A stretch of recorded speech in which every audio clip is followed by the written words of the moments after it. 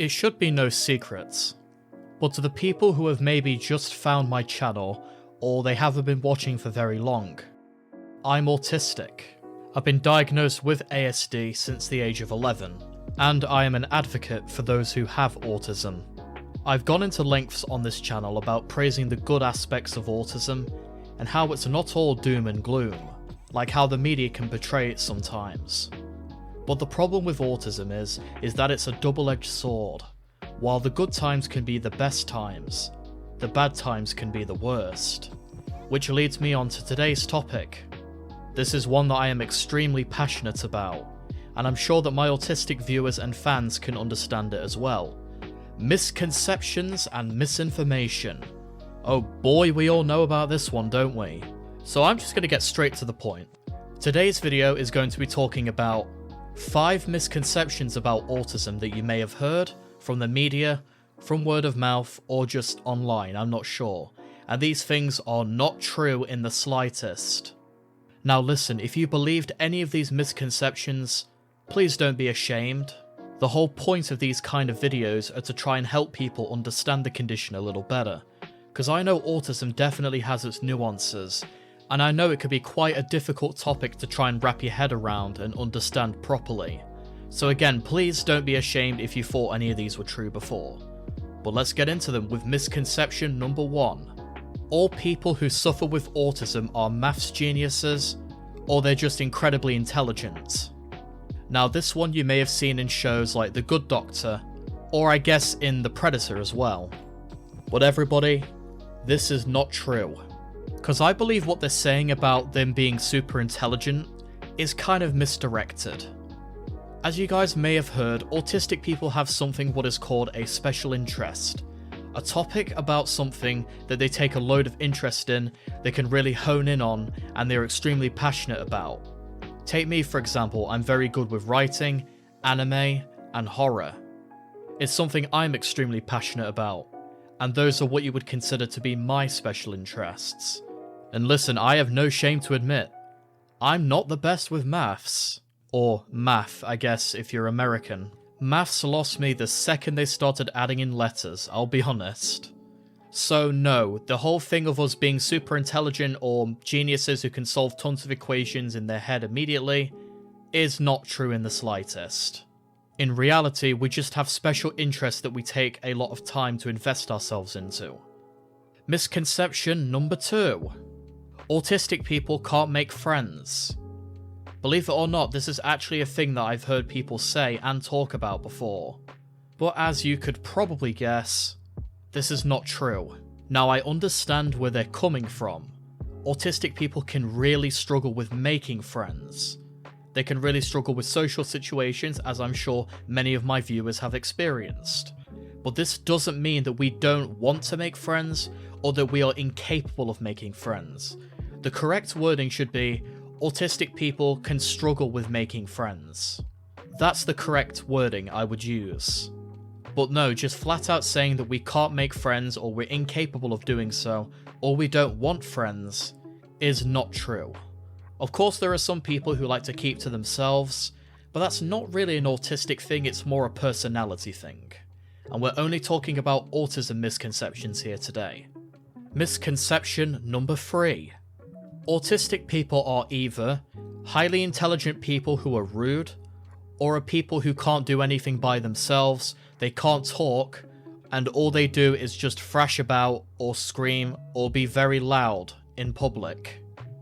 Because again, believe it or not, this is a thing that people still believe. And no, it is not true. Quite a lot of the time, autistic people are just like you or I. They just struggle a little bit more in different categories, mainly to do with social situations. The things you see on the media, or in TV shows, of let's say an autistic person who's rocking about, they're maybe stimming quite noticeably, and they're just screaming because, I don't know, let's say they struggle to communicate. A lot of the time that really doesn't happen. Of course it does happen, and you should be there to support them.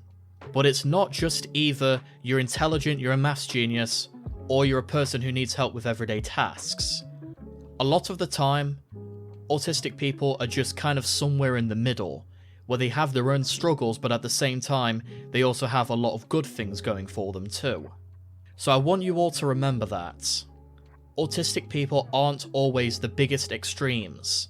A lot of the time they're just kind of smack in the middle with only a few problems, but those problems are notable. Misconception number 4.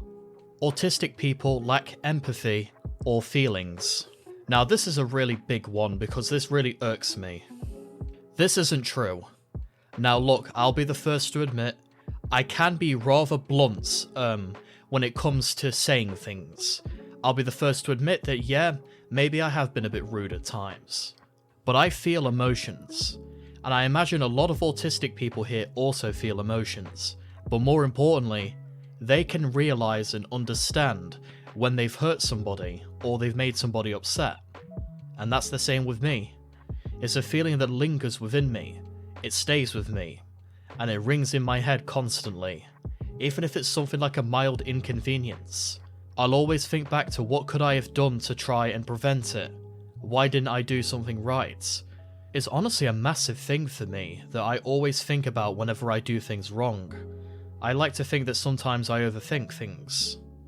But no everybody, just know autistic people do have empathy. They do have feelings. Yes, their social interactions may be a little awkward. Sometimes they can be a little too, let's say, brutally honest. But they do have emotions, and they can feel empathy, and they can realise whenever they've hurt somebody. So that's a very good thing to keep in mind, guys. That is not true in the slightest. And misconception number 5. Autism is a condition that only affects men. This thankfully has been disputed a lot, and the world really is waking up to the fact that yes, women can be autistic too. But it's still a thing I hear a lot about. And to be honest, I think it can be defeated by a simple sentence. Why would a condition that affects the brain discriminate based on gender? It just doesn't sound right in my opinion. I believe the same amount of men and women can be born autistic. The issue is how we identify autism. Because a lot of research that people use to identify and diagnose autism is based on people in the 1940s, predominantly men, it's harder to recognise the autistic traits and symptoms within women. That's where this misconception that autism can only affect boys comes from. It's not true. You're going to see a lot more women in the future being diagnosed with autism, and hopefully at a younger age as well.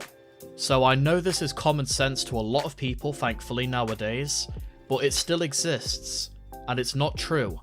Autism can affect both men and women just the same. And while these are the top 5 misconceptions, I'm going to leave you guys off with something that you shouldn't say. This encounter happened recently. I'm going to blur the person's name and the language that they used out of respect for them, but this is an example of something you shouldn't do. This person is autistic, yet they say something so horrible. Autism isn't a thing you can just get over. Saying that to an autistic person is incredibly offensive. I believe the person was trying to say that you shouldn't let change dictate your life, which I completely agree with. But it's the wording that they use which is something I need to highlight. You should never say to an autistic person you should just get over something like change. No.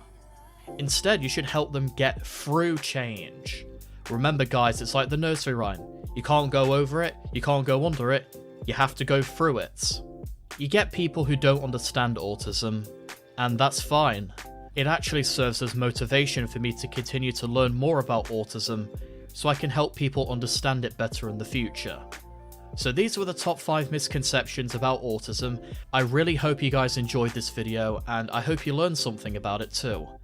If you want me to do more autism related things, be sure to let me know in the comment section down below.